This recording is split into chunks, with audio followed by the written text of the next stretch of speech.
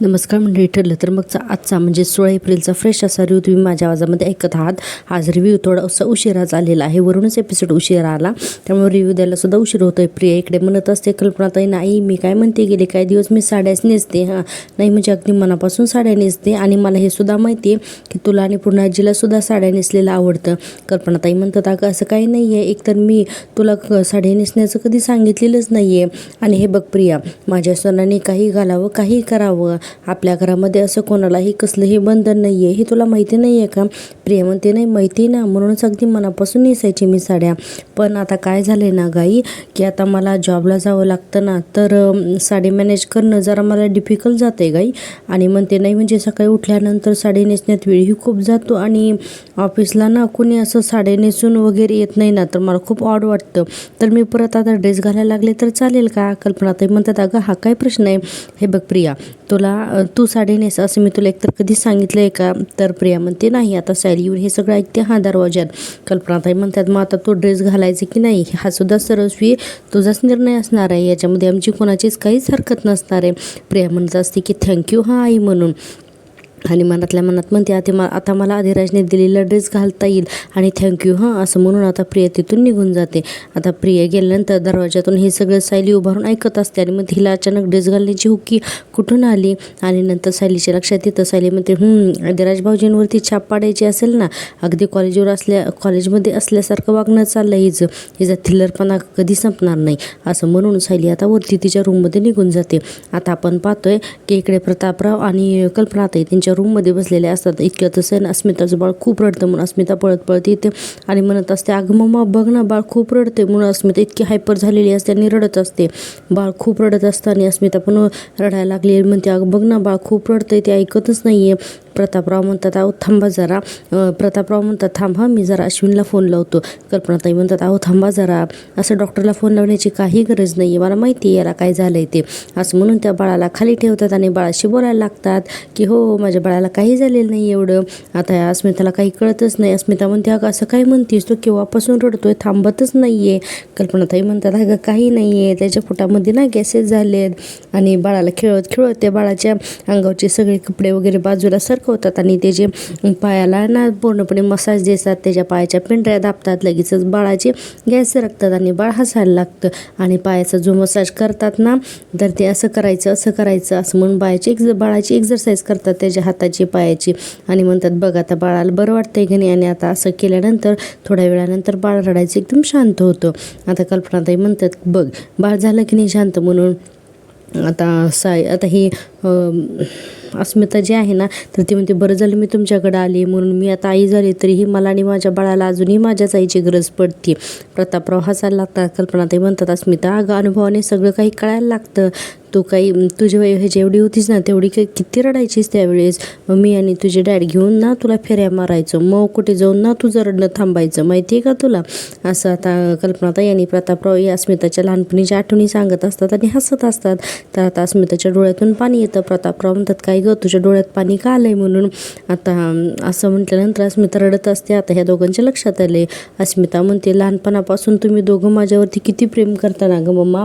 आणि म्हणते की आता तुम्ही जर का नसतात तर मी काय केलं असतं गं, म्हणून अस्मिता आणखीनच रडत असते. आणि म्हणते की मी सचिनला म्हणाले की बघ ना की बाळ खूप रडतंय आणि बाळ थांबतच नाही रडायचं. तर सचिनीनं लक्षच दिलं नाही त्याच्याकडे. सचिन मला म्हणाला की जा इथून, मला डिस्टर्ब नको करूच बरं, असं मला सचिन म्हणाला आणि म्हणून मी बाळाला घेऊन तुमच्याकडे आले. कल्पनाताई म्हणतात, सचिन असं म्हणाला, अरे बापायकी कोण आहे तो. प्रतापराव म्हणतात, कल्पना अगं जाऊ दे ना, हे बघ आपण फक्त अस्मिता आणि तिच्या बाळाचा विचार करायचा, ठीक आहे. तर कल्पनाताई म्हणतात, हो. आणि पुढे प्रतापराव म्हणतात, बरं कल्पना, आता तू रडणाऱ्या बाळाला शांत केलंस ना, आता आपलं हे बाळ जे रडते ना, आता हिला पण शांत कर, असं म्हटल्यानंतर आता अस्मिता थोडीशी हसायला लागते. आता अस्मिता हसली की या दोघांच्या पण चेहऱ्यावरती हसायला येतं. कल्पनाताई म्हणतात, बघ हसली की तू किती गोड दिसतेस म्हणून. आणि म्हणतात की तुझ्या चेहऱ्यावरचं हसू आहे ना असंच कायम राहू देत अस्मिता. आणि एक गोष्ट नीट लक्षात ठेव, तुझ्यासोबत कुणी असो किंवा नसो, पण तुझी मम्मा आणि तुझे डॅड हे कायम तुझ्यासोबत असणार आहेत असं म्हणतात. आता प्रतापराव सुद्धा तिला म्हणत असतात ना की आम्ही आहोत तुझ्यासोबत म्हणून. आता या दोघीजण एकमेकीला घट्ट मिठी मारतात आणि छान दाखवले हा सीन. आता बघा आता मेन सीन दाखवलेला आहे. अर्जुन इकडे ऑफिसला चाललेला असतो आणि आता गाणे त्याने खूप मोठ्या आवाजामध्ये गाणे लावलेले असतात गाडीमध्ये आणि त्याला कंटिन्यू कोणाचा तरी फोन येत असतो. आता फोन आल्यानंतर अर्जुनचं काही लक्षच नसतं फोनकडं. अर्जुन सतत गाडी चालवत असतो आणि पाठीमागे पोलिसांची जीप असते. अर्जुन आता फास्ट गाडी चालवतोय, पाठीमागून हॉर्न दिलेला पण त्याला ऐकायला येत नाही. आता पोलीस डायरेक्ट अर्जुनच्या गाडीच्या समोर त्यांची गाडी आणतात आणि म्हणतात खाली उतरा. अर्जुन म्हणतो काय झालं इन्स्पेक्टर साहेब, का थांबवली गाडी माझी. आता पोलीस म्हणतो की काय वकील साहेब, नाही म्हणजे मोठ्या वकिलाची गाडी पोलिसांनी थांबवायची नाही असं काही नियम वगैरे आहे का. अर्जुन म्हणतो मी वकील असल्याचा संबंधच येत नाही आहे इन्स्पेक्टर, मी काय स्पेशल ट्रीटमेंट तुम्हाला मागतच नाही आहे. आता पोलिसांसोबत एक तिथे कॉन्स्टेबल सुद्धा असतं. अर्जुन म्हणतोय बघा मी फक्त माझी गाडी का थांबवली, मी फक्त तुम्हाला एवढंच विचारलंय. आता तो कॉन्स्टेबल म्हणतो अहो साहेब तुमच्या गाडीला नंबर प्लेट नाही आहे ना म्हणून साहेबांनी तुमची गाडी थांबवली. अर्जुन म्हणतो काय हे शक्यच नाही आहे. पोलीस म्हणतात हे पोलिसांवरती विश्वास नाही आहे ना, चला दाखवतं. अर्जुन पण म्हणतो चला म्हणून आता गाडीच्या पाठीमागे जातात. आता पोलीस म्हणतात हे बघा आहे का. आता असं म्हटल्यानंतर अर्जुन म्हणतो अरे हे कसं शक्य आहे, काल रात्री पार्क करताना तर होती ती नंबर प्लेट. आणि म्हणतो की इन्स्पेक्टर मला असं वाटतं की आज गाडी जेव्हा काढली ना तर तेव्हा पडली असेल. कॉन्स्टेबल म्हणतो किंवा चोरांनी चोरली असेल का. तर अर्जुन म्हणतो हो मे बी तसे असू शकतं. पोलीस म्हणतो चला ठीक आहे फाईन भरा. आता अर्जुन म्हणतो की फाईन भरतो मी म्हणून. आता ते पाटील ना पावती फाडायला लागतात. तो कॉन्स्टेबल म्हणतो की 5,000 रुपये तुम्हाला दंड भरावा लागेल. अर्जुन पैसे काढून देत असतो. इतक्यात तो पोलीस जो आहे ना तो अर्जुनच्या गाडीजवळ डिकीपाशीच उभारलेला असतो आणि अर्जुन गाडीच्या समोर जाऊन फाईन भरत असतो, म्हणजे नाव सांगून त्याला कॅश देत असतो. आता पोलीस आहे ना बराच वेळ गाडीच्या डिक्कीकडेच बघत थांबतो, कारण त्या डिक्कीमधून एक थेंब रक्ताचा येत असतो आणि पोलीस कंटिन्यू बघत असतो की त्या डिक्कीमधून रक्त खाली येत असते. ते बराच वेळ तर ते पोलिसाच्या लक्षातच येत नाही की हे नक्की काय आहे म्हणून. आता ते पोलीस खाली बसून बघायला लागतात तर ते नक्कीच ते पेट्रोल नसतं तर ते डिक्कीतून गाळलेलं रक्त असतं आणि पोलीस तेच बघत असतात. त्यानंतर अर्जुनला हाक मारतात की अर्जुन सुभेदार तुम्ही इकडे या म्हणून. अर्जुन आता येतो. आता पोलीस म्हणतात की ताबडतोब तुम्ही डिक्की उघडा म्हणून. आता पोलीस जेव्हा म्हणतात की गाडीची डिक्की उघडा तर अर्जुन म्हणतो हे बघा काही कारण नसताना तुम्ही मला अशा गोष्टी करायला लावू नका, मला उशीर होतोय. पोलीस म्हणतो हे बघा आम्हाला आमचं काम करू द्या, डिक्की उघडा. अर्जुन म्हणतो तुम्ही मला मुद्दामून त्रास देत आहेत ना. तर पोलीस म्हणतात तुम्ही काही केलेलं नाही आहे. अर्जुन म्हणतो ऑफकोर्स मी काहीच केलेलं नाही. मग पोलीस म्हणतात मग उघडा ना डिक्की, कशाला तुम्ही तर टाईमपास करताय. अर्जुन म्हणतो ठीक आहे बरं म्हणून अर्जुन आता बघा डिक्की उघडतो पण डिक्कीकडे बघतच नाही, पोलिसाकडे बघतच गाडीची डिक्की उघडतो आणि पोलीस आणि ते कॉन्स्टेबल दोघेजण आतमध्ये बघतात तर तिथे शांताचं प्रेत असतं त्या अर्जुनच्या डिक्कीमध्ये. आता अर्जुन सुद्धा हे सगळं बघतो आणि अर्जुनला धक्काच बसतो ना. आता अर्जुन म्हणतो काय हे कसं काय इथं आलं. अर्जुनला एवढा मोठा शॉक बसतो ना की बाप रे, ज्या शांताला तो सुखरूप आहे हे समजत असतो ती शांताचं प्रेत अर्जुनच्या गाडीमध्ये असतं. आता ते कॉन्स्टेबल पण बघतच राहतो आणि अर्जुनला इतका धक्का बसतो की पोलीस लगेच पिस्तॉल काढतात आणि आता म्हणतात की ॲडव्होकेट अर्जुन सुभेदार यू आर अंडर अरेस्ट असं म्हणून आता अर्जुनला पोलीस स्टेशनला नेण्यात येतं आणि अर्जुन एकदम शॉक झालेला असतो. समोर त्यांनी शांताचं प्रेत बघितलेलं असते म्हणून. आता आपण दुसऱ्या सीनमध्ये पाहतो की शांताच्या घरामधून ना तो जयेश नावाचा मुलगा आहे ना तर तो अगदी लडखडत पटकडत असा बाहेर येतो आणि बाहेर येऊन आता अर्जुनला पहिल्यांदा फोन लावतो. त्याला धड चालता येत नसतं, बहुतेक आहे ना त्याला कोणीतरी बेशुद्ध केलेला असावं रात्री आणि नंतर शांताला तिथून पळून शांताचा खून केलेला असतो. आता तो जयेश फोन लावतो सायलीला, कारण अर्जुन काही फोन उचलत नाही म्हणून. सायली म्हणते बोला जयेश दादा म्हणतं. जयेश म्हणतो हॅलो ताई, आपल्या शांता मावशी कुठंतरी गायब झालाय तो. तर सायली म्हणते काय अहो असं कसं गायब झाल्या आणि अशा गायब झाल्या म्हणजे तुम्ही होतात ना त्यांच्याबरोबर. तो जयेश म्हणतो खरं तर मी तिकडेच होतो पण तिथे काय झालं तो सगळं जयेश आहे ना तो सायलीला सगळं सांगायला लागतो. आता सायली हे सगळं ऐकते आणि आता तोंडावरच हात ठेवते. बघा आता तिने काय सांगितलं हे आपल्याला डायलॉग दाखवलेले नाहीत, म्युझिकली दाखवलेलं आहे. सायली पुढे म्हणते जयेश दादा अहो तुम्ही हे सगळं तेव्हाच का नाही सांगितलं, आम्ही आलो असतो ना तुमच्या मदतीला. जयेश म्हणतो ताई अहो मी आत्ता शुद्धीवर आलो आहे ना त्यामुळे मी तुम्हाला आत्ता सांगतोय आणि मी पहिला फोन अर्जुन सरांनाच केला होता पण त्यांनी फोनच उचलला नाही म्हणून ना मी तुम्हाला फोन करतोय. आणि जयेश पुढे म्हणतोय ताई मला कळत नाही की मी पुढे काय करू ते. आणि जयेश म्हणतो की म्हणजे कुठं शोधू आता मी शांता मावशीना. सायली म्हणते हे बघा दादा तुम्ही शांत व्हा, तुम्हाला जास्त लागलं तर नाही आहे ना. जयेश म्हणतो नाही मी ठीक आहे, मला नाही जास्त लागलं. सायली म्हणते बरं मला एक गोष्ट सांगा, काल जेव्हा तुम्ही आम्हाला मेसेज केला तेव्हा तर तुम्हाला धोका असल्यासारखं काही जाणवलं नव्हतं का? नाही म्हणजे तुमच्या मेसेजवरून तर आम्हाला असं काही जाणवलं नाही म्हणून विचारते की हे सगळं त्यानंतर घडलं. तर जयेश म्हणतो मी काल अर्जुन सरांना मेसेज केला होता आणि जयेशला कळतच नाही कारण तो मेसेज जयेशने केलेलाच नसतो. तो म्हणतो थांबा जरा आम्ही फोन चेक करतो. म्हणून जयेश त्याचा फोन चेक करतो तर त्याच्यामध्ये खरंच मेसेज असतो. जयेश म्हणतो ताई फोनमध्ये मेसेज तर आहे पण तो मेसेज आहे ना मी नाही केलेला. आणि पुढे म्हणतो आणि काल रात्री मी तुमच्याशी किंवा अर्जुन सरांशी फोनवर सुद्धा नाही बोललेलो. हे कसं काय शक्य आहे म्हणून आता सायलीच्या गोष्टी हळूहळू लक्षात यायला लागतात. जयेश म्हणतो हॅलो ताई तुम्ही सांगा ना आता मी पुढे काय करायचं आहे ते.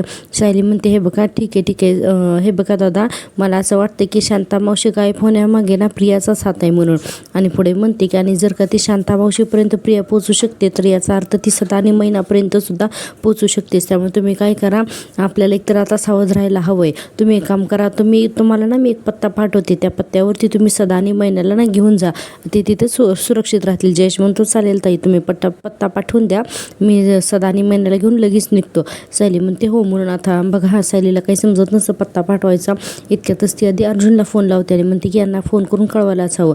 अर्जुनला बराच वेळा फोन ट्राय करते पण अर्जुन काही फोनच उचलत नसतो कारण तोपर्यंत अर्जुनला पोलीस स्टेशनला नेण्यात आलेलं असतं. आता सायली बराच वेळा फोन लावते पण अर्जुन काही फोन उचलत नाही. त्यामुळे नंतर सायली काय करते की सायली म्हणते अरे अजून आता पत्तासुद्धा पाठवायचा आहे पण काय करावं ते सायलीला समजत नाही. इकडे आपल्याला सीन दाखवलेला आहे पोलीस स्टेशनचा. इकडे पोलीस म्हणत असतात हवालदार लवकरात लवकर जेलची चावी द्या आणि म्हणतात की अनारे घेऊन या तिकडे याला घेऊन या. असं करून तो पोलीस आहे ना मुजोरा असतो आणि आता अर्जुन म्हणत असतो हे तुम्ही काय करताय. तर तो पोलीस म्हणतो अर्जुन सुभेदाराला ना मला माझ्या हाताने आतमध्ये टाकायचे म्हणून तो पोलीस अक्षरशः अर्जुनला जेलच्या आतमध्ये ना ढकलून देतो. अर्जुन म्हणत असतो मी काही केलेलं नाही आहे इन्स्पेक्टर. आता तो पोलीस त्या जेलच्या दरवाजाला कुलूप लावतो. पोलीस आता अर्जुन म्हणत असतो पोलिसांना तू खूप चुकीचं करतोयस. पोलीस म्हणतो मी चुकीचं करतोय आणि तू काय केलेस रे. तू असं मर्डर करशील असं वाटलं नव्हतं रे सुभेदार मला. आणि बघा तो पोलीस आहे ना तो त्याची पर्सनल दुश्मनी काढत असतो. तो पोलीस म्हणतो आता ना जेलची हवा खा. अर्जुन म्हणतो हे बघा मी असलं मर्डर वगैरे काही केलेलं नाही आहे. पोलीस त्याच्या अंगावर ओरडतो आणि म्हणतो तुझ्या गाडीच्या डिकीत एका बाईची डेड बॉडी मिळाली आणि हे असे साधे कायदेसुद्धा मी तुला शिकवायचे का. अर्जुन म्हणतो हे बघा माझ्या गाडीच्या डिकीत डेड बॉडी सापडली याचा माझ्याशी काही संबंध नाही आहे. हे बघा आणि हे असं का झालं हे मला नाही माहिती. तुम्ही कुठल्याही पुराव्याशिवाय तुम्ही मला असं अटक करू शकत नाही कळलं का. पोलीस म्हणतो सुभेदार ते पुरावे वगैरे मिळत राहतील रे पण तो मुर्दा आहे ना मुर्दा तोच पुरेसा आहे सध्या तर कळलं का तुला. अर्जुन आता त्याच्यावरती खूप चिडत असतो पोलिसावरती. तो पोलीस बघा त्याची पर्सनल दुश्मनी काढत असतो. तो म्हणतो तुला आठवतंय का 3 वर्षापूर्वी तू एका केसमध्ये माझ्या मागं हात धुवून लागला होता. तुझ्यामुळे ना माझी नोकरी गेली होती आठवतंय तुला. सस्पेंड झालो होतो मी सस्पेंड. आता तो पोलीस खुन्नस देऊन अर्जुनला म्हणत असतो आणि पुढे म्हणतो नोकरी तर मिळाली मला पण माझं प्रमोशन रखडलं ना तुझ्यामुळे. आणि म्हणतो की रात्री झोपेसुद्धा ना मला तूच दिसायचास कधी तुला कोंडीत पकडतोय ना मी असं झालं होतं मला. आणि आज तू माझ्या कोंडीमध्ये सापडलायस. आता तेव्हा अर्जुनला काही गोष्टी आठवायला लागतात. पोलीस म्हणतो आज मी तुला स्वतःच्या हाताने माझ्या आतमध्ये टाकलंय. भाग्य असतं रे एखाद्याचं त्यावेळेस तुझं भाग्य होतं आणि आज माझं भाग्य आहे काय असं म्हणून जोरजोरात हसायला लागतो. अर्जुन म्हणतो म्हणजे तू माझ्यावरती पर्सनल राग काढतोय. पोलीस म्हणतो तसं समज हवं तर. अर्जुन म्हणतो माझ्या बेलसाठी ना मी स्वतः अप्लाय करेन पण आधी माझ्या घरी ना मला एक कॉल करायचा आहे. पोलीस म्हणतो ते बघू. अर्जुन म्हणतो बघू नाही मला कॉल करण्यापासून तुम्ही अडवू शकत नाही. पोलीस म्हणतो सुभेदार आधी आम्हाला आमची प्रोसिजर करू दे त्यानंतर बाकीचं बघू कळलं का असं म्हणतो. आणि तो पोलीस म्हणत असतो की हवालदार पंचनामा करायला घ्या आधी गाडीचा. म्हणून आता हवालदार आणि पोलीस त्या गाडीकडे जायला निघतात. आता बघा अर्जुन जेलमधून ओरडत असतो इन्स्पेक्टर म्हणून पण तो काही तिथे थांबत नाही. आता आपल्याला पुन्हा सीन दाखवला आहे सायलीचा.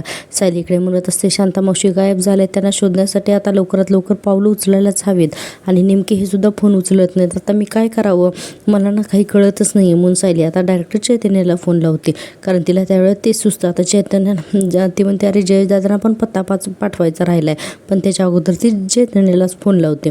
आणि आता चैतन्य जेव्हा फोन उचलतो तेव्हा चैतन्याला याच्या बाबतीत काही काहीच माहीत नसतं. आता चैतन्य गाडीवर असतो तर तो पटकन थांबतो आणि आता सायलीचा फोन उचलतो आणि मग हा सायली वहिनी बोल ना. तर सायली खूप घाबरलेली असते. सायली म्हणते हॅलो चैतन्य भाऊजी, अहो हे तुमच्याबरोबर आहेत का? चैतन्य म्हणतो नाही माझ्याबरोबर तर नाही यार. हां अर्जुन एका आज क्लायंट मिटिंगला जाणार होता आणि नंतर ऑफिसला येईल असं म्हणाला होता, मी पण तिकडेच चाललो आहे. सायली म्हणते चैतन्य भाऊजी अहो हे फोन उचलत नाही आहेत आणि काय करावं मला तेही कळत नाही आहे. चैतन्य म्हणतो का काही प्रॉब्लेम झाला आहे का? सायली म्हणते हो अहो काल रात्री शांता मावशी आणि आता तिथून पुढचं हे आपल्याला म्युझिकल दाखवलेलं आहे. सायली नक्की काय सांगितलं ते माहीत नाही चैतन्याला, म्हणजे डायलॉग दाखवलेले नाही आहेत. चैतन्य म्हणतो बापरे काल रात्री एवढं सगळं घडलं. आता सायली म्हणते हो ना एवढं सगळं घडलं म्हणून. आणि आता बघा सायली पुढे म्हणते की भाऊजी जर का प्रिया शांता मावशींना गायब करू शकते ना तर याचा अर्थ प्रिया सदानी याचा अर्थ सदानी मैनाच्या सुद्धा जीवाला धोका आहे. मी जयेशदादांना सांगितले की त्या दोघांना घेऊन तुमच्या घरी जायला, ते तुम्हाला चालेल ना ते तुमच्याकडे आले तर? चैतन्य म्हणतो ऑफकोर्स चालेल, मला काहीच प्रॉब्लेम नाही, उलट तेच बरं राहील, मलाही त्यांच्यावरती लक्ष ठेवता येईल आणि केसमध्ये पण मदत होईल. सायली म्हणते बरं तुमचा आणि यांचा काही कॉन्टॅक्ट झाला तर प्लीज मला सांगा. हां चैतन्य म्हणतो हो चालेल म्हणून फोन ठेवतात हे दोघेजणं. आता फोन ठेवल्यानंतर सायली काय करते की चैतन्याच्या घराचा पत्ता त्या जयेशला पाठवून देते आणि तिथे सदा महिन्याला असं पण त्याला मेसेजमध्ये सांगते. आणि आता आपण पाहतोय पुन्हा अर्जुनचा सुभेदार अर्जुनचा सीन. तर इकडे अर्जुन जेलमध्ये असतो आणि हा पोलीस निवांत मस्त मजेत बसलेला असतो अर्जुनकडे बघत आणि त्याची मजा घेत. अर्जुनला ना मुद्दाम खुन्नस दाखवत असतो आणि इतक्यातच पत्रकाराचा अक्षरशः घोळका येतो तिथे आणि पत्रकार सगळे तिथे येतात आणि ते पोलिसांना प्रश्न विचारायला लागतात. म्हणतात की इन्स्पेक्टर पाटकर प्रतिष्ठित वकील अर्जुन सुभेदार यांना तुम्ही अटक केली असं आम्हाला समजलंय, त्यांच्यावरती खुनाचा आरोप आहे, हे खरं आहे का? तर तो पोलीस म्हणतो की हो खरं आहे, तो इन्स्पेक्टर पाटकर आहे ना तो अतिशय आगाऊ दाखवलेला आहे. आता तुमच्याकडे काय पुरावा आहे असं जेव्हा पत्रकार विचारतात तेव्हा तो इन्स्पेक्टर पाटकर म्हणतो की अहो त्यांच्या गाडीच्या डिक्कीमध्ये एका बाईचा मृतदेह सापडला आहे, आम्हाला आणखीन काय पुरावा हवा आहे तुम्हाला? आता त्यातले काही पत्रकार अर्जुनकडे सुद्धा जाता. अर्जुन तिथल्याच जेलमध्ये असतो.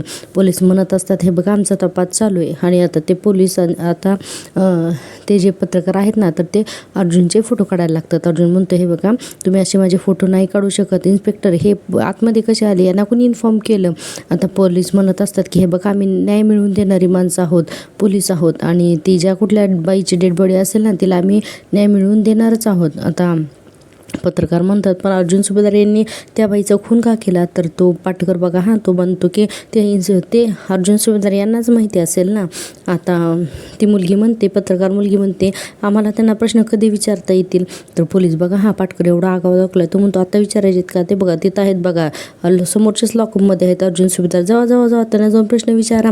आता सगळे पोलीस आहेत ना अक्षरशः गराळा घालतात ना अर्जुनच्या भोवती, म्हणजे बाहेरूनच, आणि पत्रकार इतके प्रश्न विचारत असतात आणि अर्जुनला खूप अवघड वाटत असतं. आता अर्जुन अक्षरशः चेहऱ्यावरती हात ठेवतो आणि रागाने ना त्या इन्स्पेक्टर पाटकरकडे बघत असतो कारण तो पर्सनल दुश्मनी काढत असतो.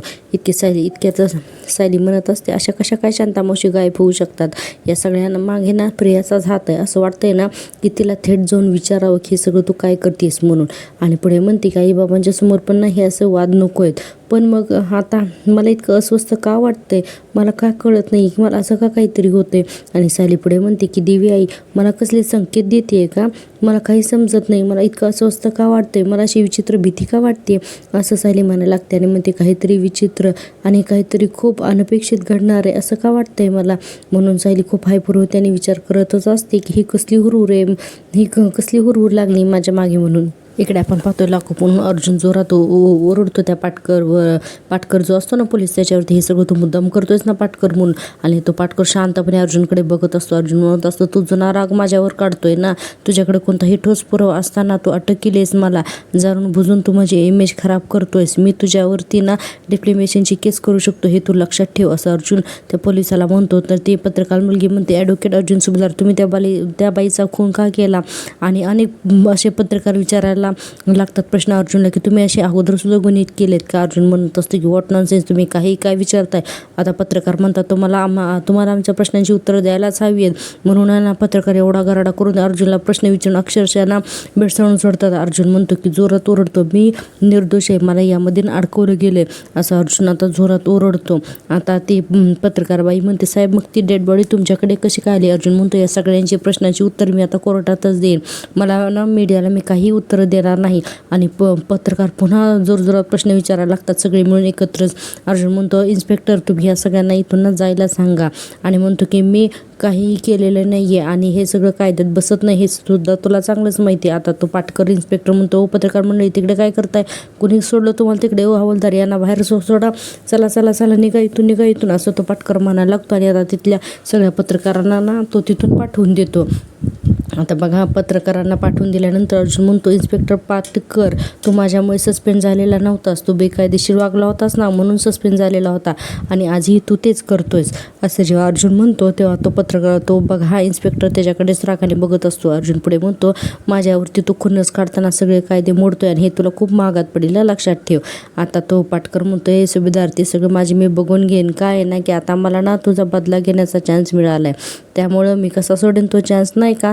अर्जुन म्हणतो, मला एक कॉल करायचा आहे and that's my right. Patkar म्हणतो, नाही करू दिला तर काय करशील रे, तुझा त्रास कमी होईल, असं मला काहीही करायचं नाही आहे रे. अर्जुन म्हणतो, तू एक विसरतोयस इन्स्पेक्टर, मी इकडून बाहेर येणारच आहे, त्यानंतर तू जे काही वागलायस ना त्याचे परिणाम तुला भोगावेच लागतील, असं म्हणल्यानंतर तो पाटकर म्हणतो, ए सुभेदार, तुझी ही फालतूची बडबड बंद करायची सांगून ठेवतोय तुला. आणि म्हणतो की हवालदार, चला घेऊन या त्याला कॉल करायला, आणि हो येताना त्याला बेड्या घालून आणा, तसंच नाही घेऊन यायचं लॉकअपच्या बाहेर. आता असं म्हणल्यानंतर तो कॉन्स्टेबल येतो आणि आता अक्षरशः अर्जुनच्या हातामध्ये बेड्या घातलेला, जरा थोडंसं स्लो मोशनमध्ये हा सीन दाखवलेला आहे. आता तो कॉन्स्टेबल अर्जुनच्या हातामध्ये बेड्या घालतो आणि आता त्याला बाहेर घेऊन येतो. आणि आता अर्जुन हा सायलीलाच पहिल्यांदा फोन करणार असतो. आता अर्जुनला लॉकरच्या बाहेर काढल्यानंतर तो पोलीस आता पाटकर अर्जुनच्या हातात फोन देतो आणि म्हणतो, घे फोन कर. अर्जुन आता फोन लावतो. आता सायली अननोन नंबर बघून म्हणते, हॅलो कोण बोलतोय. अर्जुन म्हणतो, सायली मी बोलतोय म्हणून. आणि अर्जुनचा सिरियस आवाज ऐकून सायलीच्या लगेच लक्षात येतं. सायली घाबरून म्हणते, काय हो, काय झालं, हा कुठला नंबर आहे. आता अर्जुन म्हणतो, हे बघ, मी तुला जे काही सांगतोय ना तर ते शांतपणे ऐकून घे, मी आता ना पोलीस स्टेशनमधून बोलतोय, मला एका आरोपाखाली अटक करण्यात आली म्हणून. आता हे वाक्य ऐकल्यानंतर तर सायलीच्या पायाखालची अक्षरशः जमीन सरकते आणि तो पाटकर हसत असतो. सायली म्हणत असते की काय. आणि आता याच्यानंतरचं पुढचं या दोघांचं बोलणं आपल्याला ऐकलेलं नाही आहे. इकडे लगेच सुभेदारांच्या घरातला खालचा सीन दाखवलेला आहे. प्रतापराव जोरात ओरडत येत असतात, कल्पना कल्पना म्हणून. आता कल्पनाताई येतात आणि प्रतापराव म्हणतात, कल्पना अगं खूप मोठा प्रॉब्लेम झालाय गं. कल्पनाताई म्हणतात, काय झालंय काय. प्रतापराव म्हणतात, अगं अर्जुनला पोलिसांनी अटक केली खुनाच्या आरोपाखाली. कल्पना म्हणते, अहो नाही नाही, असं कसं, हे काय शक्य, हे कसं शक्य, तुम्ही काहीतरी ना चुकीचं ऐकलं असेल. प्रतापराव म्हणतात, हे बघ, तू ही बातमी बघ म्हणून आहे ना मोबाईलमध्ये ना ब्रेकिंग न्यूज, प्रसिद्ध वकील ॲडव्होकेट अर्जुन सुभेदार यांना खुनासाठी अटक, अशी बातमी असते. आणि हे ऐकतात आता ही तन्वी तोंडावरती काय हात ठेवते, विमल पण तिथेच असते. आणि आता ही कल्पनाताईंना तर हे सहनच होत नाही. त्या म्हणतात की अहो हे असं कसं काय झालं. विमल म्हणते, आपल्या घरावरती ही अशी एकामागे एक संकट काय येतात म्हणून विमल लागते रडायला. आता ही प्रिया म्हणते, बापरे, हे सगळं असं कसं काय घडलं, अर्जुनने कोणाचा खून केला असेल. आणि आता लगेचच प्रतिमात्या, त्यानंतर अश्विन आणि सुमन सगळे येतात. प्रतिमात्या म्हणतात, प्रताप, कल्पना, तुम्ही ना बातम्या बघितले का. अहो यांनी तर ना टीव्हीवरती बातम्या बघितल्या आणि हे थेट पोलीस स्टेशनलाच गेलेत म्हणून. अश्विन म्हणतो, डॅड हा सगळा काय प्रकार आहे. प्रतापराव म्हणतात, अरे आम्हाला सुद्धा आत्ताच सगळं कळतंय. इकडे प्रिया म्हणत असते, अश्विन अरे असं करते. आता अश्विन जातो तिच्याकडे आणि आता मोबाईलमधली बातमी अश्विन बघत असतो. आता प्रतापराव म्हणतात, मला एक गोष्टच कळत नाही की अर्जुन अशी कशी काय अचानक अटक होऊ शकते. नाही यात ना नक्की काहीतरी गैरसमज आहे. आणि प्रतापराव म्हणतात की पण असं अटक केल्यानंतर एक फोन करायची परमिशन असते ना. मग कल्पना, मला एक गोष्ट सांग की अर्जुनचा काही कॉल आला होता का गं. कल्पनाताई म्हणतात, नाही हो, पण कदाचित ना सायलीला फोन आला असेल म्हणून. आता सायली तर वरती असते. कल्पनाताई म्हणतात, अरे पण सायली कुठे आहे. प्रतापराव हाक मारायला लागतात, सायली खाली ये म्हणून. आता सायली बघा अगदी निशब्द झालेली असते, कारण अर्जुनने तिला फोन करून सगळं सांगितलेलं असते की शांताचा खून झालेला आहे आणि त्या डेड बॉडी सापडले, हे सगळा प्रकार आहे ना अर्जुनने सायलीला सांगितलेला असतो. आणि त्यामुळे सायली अतिशय धक्का बसल्यामुळे निशब्द होऊन जिन्याच्या पायऱ्या अगदी सावकाश शून्यात नजर घालून अशी ती उतरत असते. आणि सायली खरंच खूपच अपसेट दाखवलेली आहे. आता सायली खाली आली आणि काही बोलत नाही, हे बघून आहे ना घरच्यांच्या सगळा प्रकार लक्षात येतोच. आता अश्विन आणि प्रियासुद्धा एकसारखं सगळेजण असते सायलीकडेच बघत असतात. आता प्रतिमात्यासुद्धा असतात तिथं असतात. प्रतिमात्या म्हणतात की सायली, अगं तुला अर्जुनचा काही कॉल आला होता का गं. काय झालंय गं हे सगळं, तुला काही कळलंय का गं सायली. आता सायली बघा नुसती रडत असते, सायली काही बोलतच नाही. आता सायलीचा चेहरा बघूनच एकतर सगळ्यांच्या लक्षात येतात ह्या गोष्टी. आणि आता आपण पाहतोय की कल्पनाताई ज्या आहेत ना तर त्या पळत सायलीकडे जातात आणि आता म्हणतात की बोल ना गं सायली सांग ना गं मला की अर्जुनला खरंच अटक झाली आहे का गं, बोल ना सायली. मग कल्पनाताई खूपच हायपर व्हायला लागतात, तितकेच इमोशनल झालेले असतात आणि रडत सुद्धा असतात. म्हणत असतात की सायली बोल ना गं, सायली बोल ना गं, काहीतरी बोल. आणि सायली बोलतच नसते.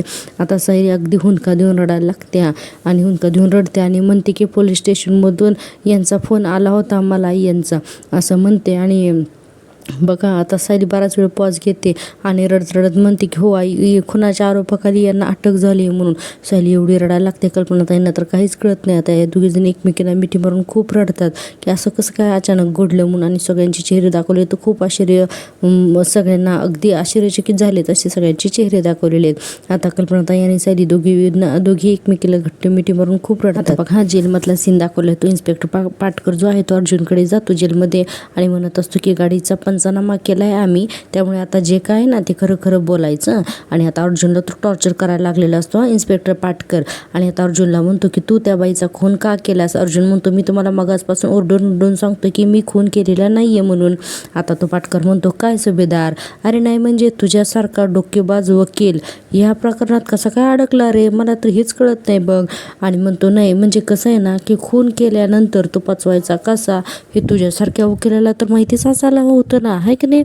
आता असं म्हणतो आणि अर्जुन काहीच बोलत नाही. पुढे तो पाटकर म्हणतो पण तू काय केलं, माती खाल्लीस. आणि म्हणतो या शांता नावाच्या बाईला तू आधीपासूनच ओळखत होतास, हे कळले आम्हाला.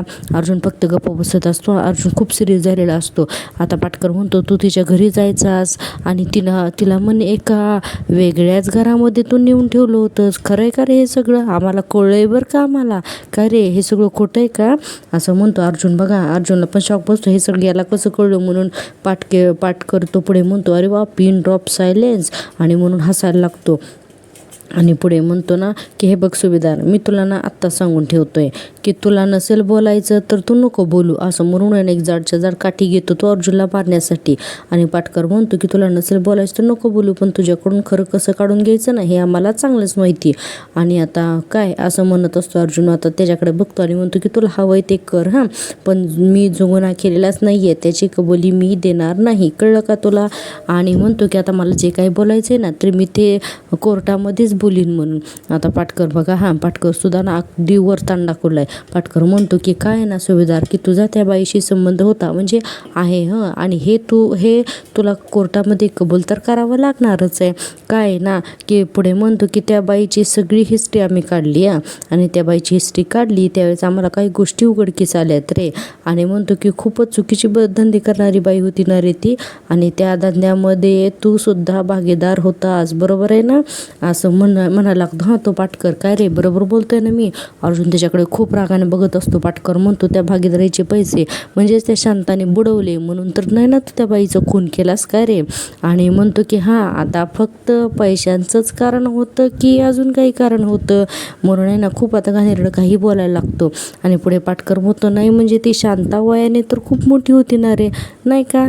नाही पण असं पण आहे की त्या शांताच्या ओळखीच्या काही तरण्या पोरी असतीलच नाही रे. आता अर्जुन खूप रागाने बघायला लागतो. त्याच्याकडे पाटकर म्हणतो नाही म्हणजे तुला त्यांच्याबरोबर लपडं करायला असा कितीचा वेळ लागणार होता नाही का. अर्जुनना रागाने त्याच्याकडनं डोळे असे वटारून बघत असतो. आणि आता तो पाटकर काठी उगारतो ना आणि म्हणतो बऱ्या बोलानं कबूल कर नाही तर मारीन म्हणून. आणि म्हणतो माझालाय का रे तुला, माझालाय का. अर्जुन आहे ना अगदी नजर रोखून त्याच्याकडे बघत असतो आणि पाटकर ओरडत असतो डोळे खाली कर नाही तर दांडक्याने तुझे डोळेच फोडीन मी, खाली कर डोळे. आणि अर्जुन काय ना त्याच्याकडे अजिबात नजर खाली करत नसतो. अर्जुन तेवढेच तीव्रतेने त्या पाटकरकडे बघत असतो. आता तो पाटकरच हातातली काठी खाली फेकून देतो.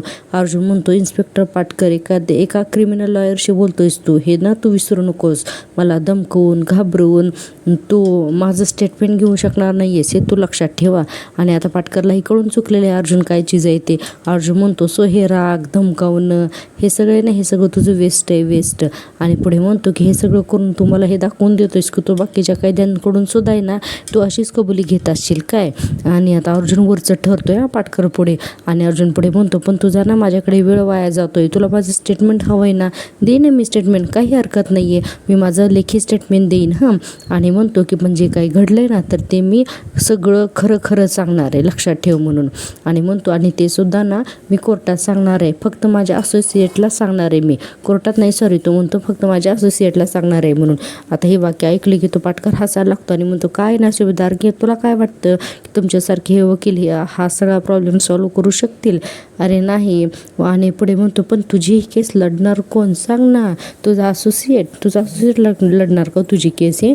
तर पोलीस म्हणतो की नाही नाही नाही रे, तुझ्या मदतीला सिनियर वकील कोणी आला असता तर काहीतरी झालं असतं रे, नाहीतर तुझ्या या केसला कोणीही हात लावणार नाही आहे. अर्जुन म्हणतो त्याची गरजसुद्धा नाही आहे इन्स्पेक्टर पाटकर, लक्षात ठेवतो. आणि पुढे म्हणतो की माझी केस मी स्वतःच लढणार आहे म्हणून, कारण अर्जुन वकील असतो आणि तसं आपल्या कायद्यामध्ये सुद्धा रूल आहेच ना. इकडे आपल्याला सुविधांच्या गरजा सीन दाखवलाय. कल्पनाताई खूप रडतात आणि म्हणतात की नाही सायली, माझा अर्जुन कोणाचा खून नाही करू शकत ग, म्हणून खूपच रडायला लागतात. आता प्रतापराव कल्पनाताईंना सावरतात आणि म्हणतात शांत होऊन. अश्विन म्हणतो हे सगळं दादाच्याच बाबतीत का घडतंय म्हणून. कल्पनाताई म्हणतात हे का कसं मला माहीत नाही आहे, पण मला फक्त ना एवढंच माहिती आहे की माझं अर्जुन कधीच कोणाचा खून नाही करू शकत म्हणून. खूप रडायला लागतात कल्पनाताई. अश्विनला सुद्धा वाईट वाटत असतं. प्रतिमा त्यासमोर सगळे रडत असतात. सायली म्हणते मी पोलीस स्टेशनला जाऊन येते. प्रतापराव म्हणतात मी पण येतो तुझ्याबरोबर. सायली म्हणते नाही बाबा, तुम्ही ना इथे आईच्या जवळ थांबा, तुम्ही आईना ना तुमची खूप गरज आहे. असं म्हणल्यानंतर आता सायली म्हणते तुम्ही तेच थांबा हां बाबा, मी जाऊन येते म्हणून. आणि प्रतापराव म्हणतात की ठीक आहे, तू जा पोलीस स्टेशनमध्ये, मी चैतन्यला फोन करतो आणि तुला भेटल्यानंतर तिथे अर्जुनला सुद्धा थोडासा धीर येईल. आणि मला खात्री की तुमच्या अपघाताची जशी कुणीतरी बातमी पसरवली होती ना, तशीच ही सुद्धा एक अफवा आणि अशीच खोटी बातमी असेल म्हणून. आणि प्रतापराव पुढे म्हणतात सायलीला, आणि एक गोष्ट लक्षात ठेव, कितीही संकट येऊ देत, पण हा बाप आहे ना खंबीरपणे तुझ्या पाठीशी उभा आहे म्हणून. आता असं बोलल्यानंतर सायलीला थोडासा धीर येतो. प्रतापराव म्हणतात जातो, पण थांब, मी ना चैतन्यला फोन करतो. आणि चैतन्यला फोन करून सांगतात हा चैतन्य, तुला अरे न्यूज कळली का, बरी काम कर, आपल्याला बेलसाठी प्रयत्न करायचे तर तू पेपर्स तयार कर आणि पोलीस स्टेशनमध्ये जा. रविराज तिथे पोचलाय बरं का, आणि सायली इथून निघते, हां लगेच निघतो असं चैतन्याला सांगितल्यानंतर हो म्हणून फोन ठेवतात. आणि आता बघा हां, सायली म्हणते अश्विन भाऊजी तुम्ही सगळ्यांची काळजी घ्या हां म्हणून. आता सायली पोलीस स्टेशनला जायला निघते. त्याच्या अगोदर म्हणते की कल्पनाताईंना आई काही झालं तरी मी यांना जेलमधून सोडून आणणारच आहे, हा शब्द आहे हा माझा तुम्हाला, असं सायलीना ठामपणे बोलते कल्पनाताईंच्या समोर. आणि आता तिथून निघते. आणि ठरलं तर मग आजचा हा भाग किती संपतो प्रेक्षकांनो. आजचा भाग जबरदस्त होता ना, आणि तुम्हाला आवडला का मी रिव्ह्यू दिलेला. जर का तुम्हाला मी दिलेला रिव्ह्यू आवडत असेल तर प्लीज माझ्या चॅनलला सपोर्ट करा, कारण चॅनल मॉनिटाईज होण्यासाठी अजून खूप सबस्क्रायबरची गरज आहे. त्यामुळे प्लीज माझ्या चॅनलला सपोर्ट करा. आपण पाहतोय आता ठरलं तर मग मध्ये उद्याच्या भागामध्ये ही प्रिया जी आहे ना, तर ती शांताचा जो फोटो असतो ना त्याच्यावरती फुली मारते आणि म्हणत असते की मावशी असं म्हणून तो फोटो आहे ना ती अक्षरशः फाडते. आणि आपल्याला दाखवले की सायली इकडे अर्जुनला भेटायला येते आणि म्हणते की मला माहिती की तुम्ही निर्दोष आहात म्हणून. आणि रविराज म्हणत असतात की हे बघ अर्जुन, तुला बाहेर काढण्यासाठी आम्ही सगळे प्रयत्न करू, तू नको काळजी करूच. आणि इकडे प्रिया एका रूममध्ये आलेली असते कुठेतरी आणि एकटीच बडबडत असते. सुप्रसिद्ध वकील अर्जुन सुभेदार गजाआड, आणि आता ते चढणार फासावर असं म्हणत असते. आणि इकडे अर्जुन म्हणत असतो माझी केस आहे ना मी स्वतःच लढणार आणि स्वतःच मी लढणार. आणि इकडे प्रिया म्हणत असते सुरू झाली सुभेदार पती पत्नीच्या आयुष्याची कहाणी, असं काहीतरी म्हणत असते. आणि आता उद्याच्या भागात एवढं दाखवलेलं आहे, तर अजून पुढचे भाग खूप खतरनाक होणार आहेत. त्यासाठी प्लीज पाहत राहा माझी आवडती सिरियल. हा माझा पहिला यूट्यूब चॅनल आहे. हो, चॅनलला नक्की सबस्क्राईब आणि लाईक करा अजिबात विसरू नका. भेटूया उद्याच्या भागात, तोपर्यंत टेक केअर, बाय बाय.